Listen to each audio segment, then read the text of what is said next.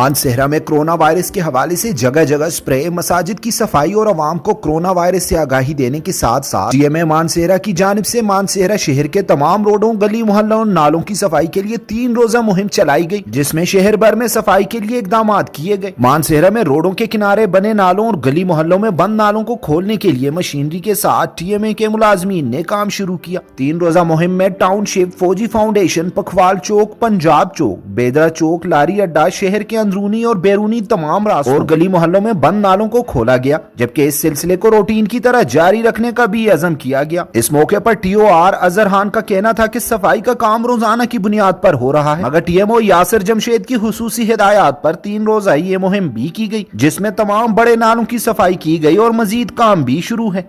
जिस तरह कि आपको पता है कोरोना वायरस की वबा दुनिया भर में फैली हुई है, इस सिलसिले में हमने मानसेहरा सिटी में लॉकडाउन है और मानसेहरा सिटी में सफाई का हम वैसे भी टीएमए की एक जिम्मेदारी है कि टीएमए मानसेहरा की हदूद में सफाई का एक खास ख्याल रखें। उस सिलसिले में हमने पहले भी हम करते रहे हैं और अभी जो है हम ज़्यादा कोशिश कर रहे हैं कि कोरोना वायरस की वजह से कि हम ज़्यादा से ज़्यादा मानसेहरा में सफाई का खास ख्याल रखें। इस सिलसिले में हमने 3 दिन की खुसूसी मुहिम का आगाज़ किया, जिसकी रूह से हम पूरे मानसेहरा की शहर में 3 दिनों में पूरे नाले जो हैं मानसेहरा में वो साफ़ करेंगे।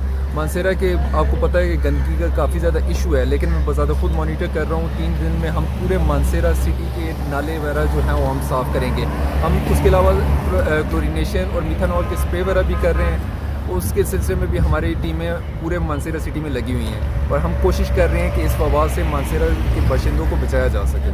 मानसेहरा में टीएमओ यासिर जमशेद और टीओआर अजहर की खुसूसी दिलचस्पी से मानसेहरा के बंद नालों को खोलने और कोरोना वायरस के हवाले से स्प्रे और दीगर इकदाम काबिल तहसीन है। उम्मीद है कि मानसेहरा में हमेशा सफाई के इन इकदाम को जारी रखा जाएगा। नासिर अली तनोली, CID न्यूज़ अब मानसेहरा।